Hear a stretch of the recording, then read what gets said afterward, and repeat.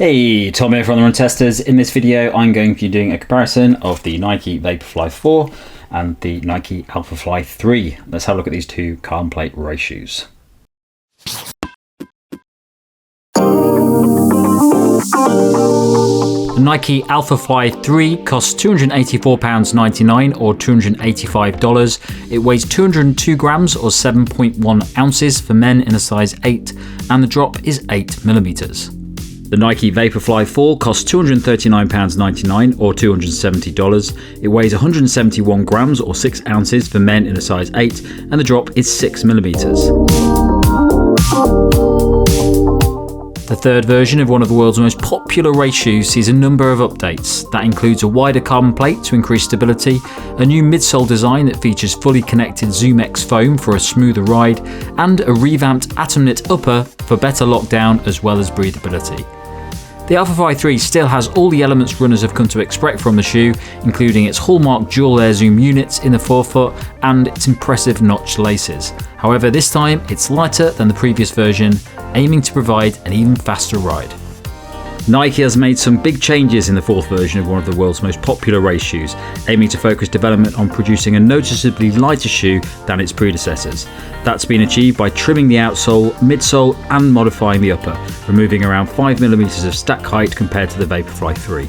Nike also says that the ZoomX foam used is lighter than the previous version, and the carbon fibre plate is positioned at a higher angle than that used in the Vaporfly 3, which works alongside a lower heel-to-toe drop to improve the propulsion of the shoe.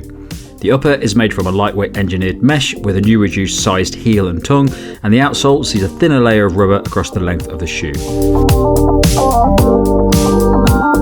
So the fit for me in both of these shoes, I'm a size 8 in UK, these are both size 8s. They have quite similar fits, but there's a slight difference in them.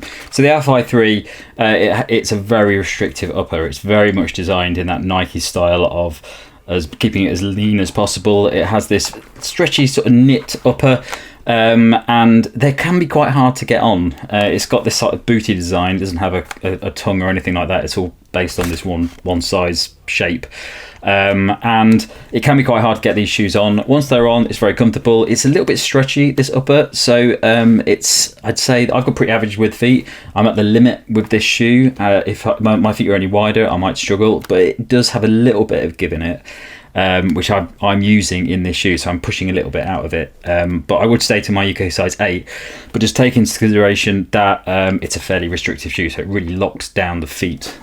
The Vaporfly 4, pretty similar fit. I think there's a little bit more space in this shoe. It's a little bit more forgiving in the midfoot, and there's a little bit more space for me in the forefoot. But the upper is less stretchy than the Alphafly 3. But they're pretty similar fits all round. I definitely stay to my size in both of these shoes in the UK, and I've found them both to be very, very comfortable in the runs that I've done. But I would stick to my size in both of them. So I've said in a few videos that we've done over the past year that the Alphafly and Vaporfly, the differences have become a bit difficult over the past couple of years, because as the Alphafly has developed and the Vaporfly has developed, it's been quite difficult to decide which of the two shoes to get for doing marathons and doing half marathons and things like that. This new version of the Vaporfly 4 makes that distinction easier. So the Alphafly has become the dominant race shoe, especially for marathon runners, because it ticks all the boxes you want for a performance level race shoe, carbon plate race shoe. It's got this really bouncy ZoomX foam in it. It's got these AirPods in it as well, much like the original Alphafly, and it really works to deliver a very high performance ride. You get a lot of bounce and energy return off of it. You get a really nice bit of kick from that carbon plate. The AirPods really help out when you're on those landings and you're taking off again. It's pretty much ticks all the boxes that you want for a carbon plate ratio. It's a really good development. I actually prefer the original Alphafly. The reason for that is I like the big wide base on it, and I think I got a bit more energy return and bounce from that shoe. But I know a lot of people would prefer the Alphafly 3 because it feels a little bit leaner on the feet, but you still got all those benefits that you expect from the Alphafly range. I actually used the Alphafly 3 for Boston Marathon, and I thought it was very good. It's not my favorite carbon plate ratio out there, but I can see why a lot of people really like the shoe, and I can see why there's so many athletes that use it as well, because it is such a impressive all-round carbon plate ratio that really does everything that you want from a carbon plate shoe. The Vaporfly 4, now the Vaporfly 3, Vaporfly 2, it was quite difficult for people to decide whether to get the Vaporfly or the Alphafly a couple of years ago if you're doing half marathons or marathons, because there were certain benefits to having each of them, but they did sort of meld together a little bit towards the Vaporfly 3. Now the Vaporfly 4, Nike has gone down a little bit of a different route. So they've lowered the stack height of the shoe, and they've made it a much a lighter shoe than what it was previously. But it does change the ride a little bit of the shoe as well. It's no longer a shoe that I would go anywhere near for a marathon. It's definitely, there's just not enough cushioning in it for me over marathon distance. Also, I find that when you compare it to something like the Vaporfly 2, it feels less propulsive for me, less energy return in it. It feels very nippy, feels like you can really run quickly on it. But I don't think I'd use it for a longer distance like a marathon, just because I don't get enough bounce from it. I don't feel like it's really providing enough energy return for me. It's really fast though. I did a mile race in this a couple of weeks ago, and you just feel like you can pick up your feet so quickly, and just it's really, really snappy. But for me, it's no longer a long distance race shoe. I would probably say that most people would probably max out a half marathon in the Vaporfly 4. And probably wouldn't go up to marathon distance. Elites, seasoned runners probably be absolutely fine with the Vaporfly 4, but for more general runners like me, I just want a bit more from it. The Alphafly just has quite a bit more. So I think it's a distinction between these shoes really based on distance now, which wasn't the case before, because I ran a lot of marathons in the original Vaporfly 2. I didn't really run many in the races in the 3 because I ripped the bottoms off them very, very quickly. And also I just felt that shoe just lost a bit of the kickback you got from the Vaporfly 2. It just felt a little bit too soggy for me, and I didn't really enjoy it as a race shoe. But the Vaporfly 4 is very different than those shoes. It's a much leaner shoe, and just feels to me like a shoe that I would only use up to 10k, which isn't the case for everyone, but for me, definitely I won't go over 10k in this shoe. The outsole on both of these shoes. So I just mentioned there that I had a bit of a problem with the Vaporfly 3. I basically ripped the rubber on the outsole off on the back of the heel within, I think it was 5k of the first time I actually ran in it. I just pulled it off, and yeah, wasn't very pleased with that based on the price of it. But Alphafly 3, I've probably done about 100k in this, and that included Boston Marathon, and it's actually looking pretty good. Quite surprised by that, because there's quite a small bit of rubber on the outsole of the Alphafly 3, but it's absolutely fine on both of the shoes. Good level of grip as well. I really like this front section. It feels, I mean, looks quite nice if you like the outsole of a shoe, but it's quite a lot of grip in that as well, and quite durable. And I have got quite a bit of wear coming off on the outside section of the midsole. 100k, I'm not surprised by that based on my running style, but not massively, sort of what you'd expect from a carbon plate race shoe with this really delicate ZoomX foam in it. But pretty impressed with the outsole on the Alphafly 3, to be honest, compared to some of the other shoes that I've tested. Vaporfly, I've only done about 40k in Vaporfly.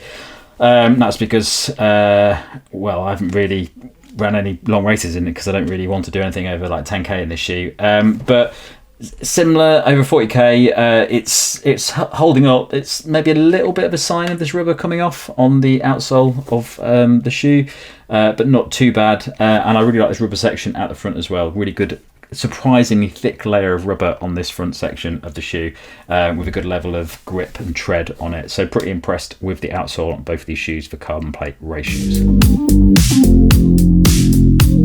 So my verdict on both these shoes: if we'd gone back to the Alphafly 3 and the Vaporfly 3, that was quite a difficult versus to do, because they were sort of designed for the same thing.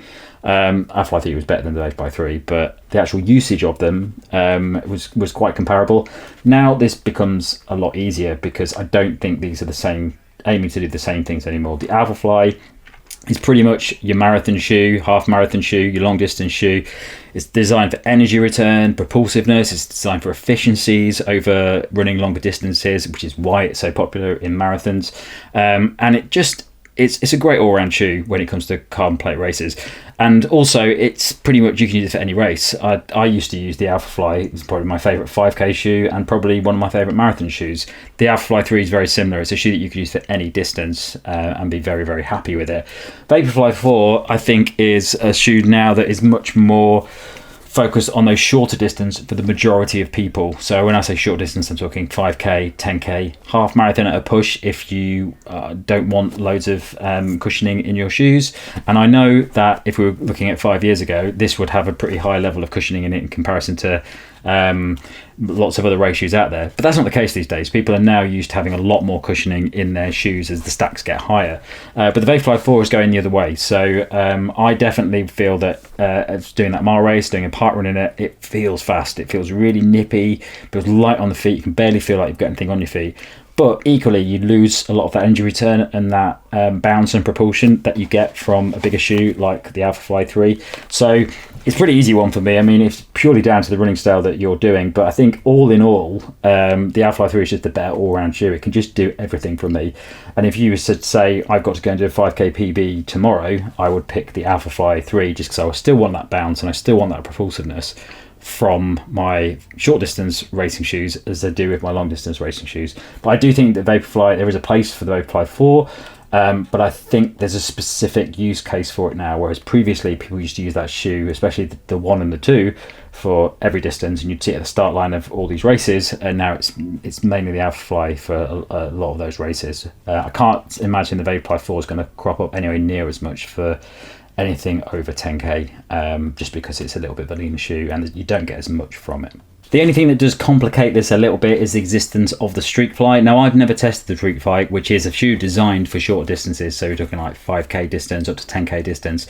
So the Vaporfly 4 is, it's now in a strange position for me because whereas previously you'd look at the Vaporfly and the Alphafly as shoes that you'd be using for long distance, I don't think that's the case anymore. I think the Vaporfly 4 is actually getting closer to what the Streakfly is doing.